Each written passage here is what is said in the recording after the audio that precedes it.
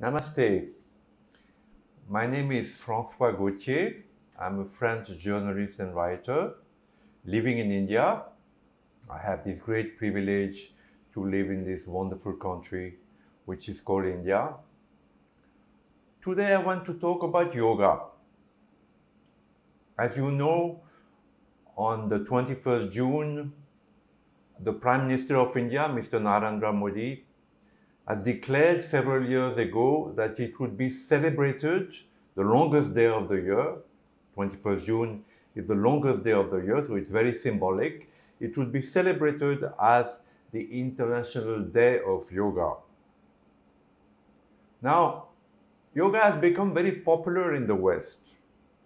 In the United States, for instance, it is said that out of 3 people, 2 are practicing yoga.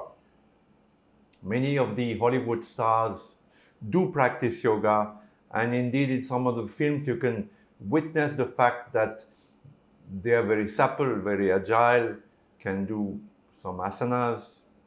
And yet, to my mind, there are 4 confusions about yoga in the West.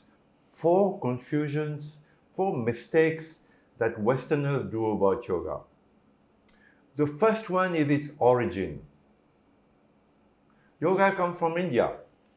It was devised by ancient rishis, ancient yogis and gurus and avatars as exercise to tone the mind and the body. Now, this origin has been dissociated from yoga in the West. A few years ago, the prestigious Time magazine did an entire cover story on the yoga. The word India was mentioned maybe once or twice by accident. And the word Hindu, because yoga is a Hindu gift to the world. What is called Hinduism, which is actually a very ancient spirituality that is universal, because it believes that God can be he or she and can manifest itself, herself or himself with different names, different scriptures throughout the Indian history. For a Hindu, God can be Buddha, Mohammed, Krishna, Jesus Christ, etc. So this ancient Hinduism, this ancient universal spirituality, which still exists today, is at the origin of yoga. Yoga is actually a Hindu gift to the world, but it's been disconnected.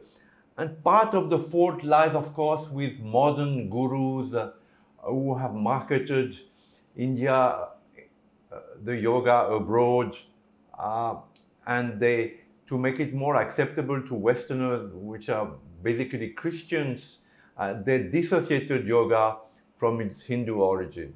So this is the first mistake that Westerners do about yoga. The second one is that they think that yoga is only hatha yoga. Now in India, most of you know, I hope, that hatha yoga is only one part of yoga. So there are many other types of yoga. There is bhakti yoga, the yoga of devotion, there is kriya yoga, there is jnana yoga, there is karma yoga, how to reach perfection, divine perfection through works. So there are many types of yoga. But in the West, they're unaware of that, and they think that yoga is only asanas. Whereas the great sage Sri Aurobindo said, all life is yoga. That means whatever you do, if you do it in the right spirit, with the right attitude, the right aspiration, you are doing yoga. So this is the second mistake that Westerners do. The third mistake is that yoga has been very mixed in the West. There are all types of yogas now, all types of gymnastics, aerobics, all derived from yoga, all borrowed from yoga's postures.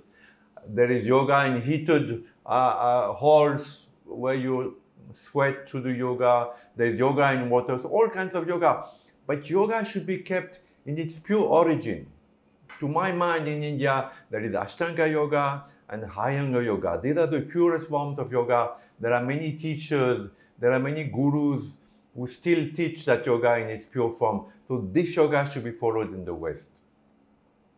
Now the fourth mistake is that in the West again, yoga is often practiced in a mechanical manner. However, well taught it is, however, so much flexibility people are given.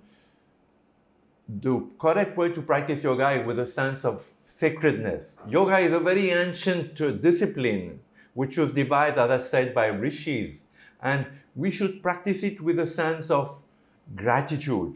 Myself, living in India for so long, whenever I do yoga, not every time, but there are times when I come back from France or abroad and I start doing yoga again with my teacher, and I'm grateful. I'm grateful that this ancient land, this Mother India, has preserved, in spite of so many invasions, so many onslaughts, which still going on until today, has preserved this ancient practice, which is yoga. So a sense of gratitude, a sense of sacredness will help you to go more inwards, because even Hatha Yoga is where you go inwards. At some point, there's a union of the body, the mind, and the breath, and this is yoga. So in these few seconds, there is no thoughts. You're in the present moment, neither in the past nor in the future. So you are practicing yoga, and this is an incredible gift. So just to remind you about the 4 confusions that are in the West, and sometimes in India even, about yoga, and that yoga is a gift to the world from India. And we owe it to Mr. Narendra Modi, the Prime Minister, to remind the world that this came from India and the credit should go back to India. We know in India also that unless we give credit, unless we go back to the origin, unless we have respect for elders, for ancient practices, we do not practice it in the right manner. So I want to thank Mr. Narendra Modi here for what he has done, and let us all celebrate the 21st June as a day of yoga and tell people around us what is the truth about yoga, what are the confusions about yoga. And I think the Indian government itself, the BJP government, could do small films to remind people not only about the origin of yoga, but how it is best practiced. Namaste.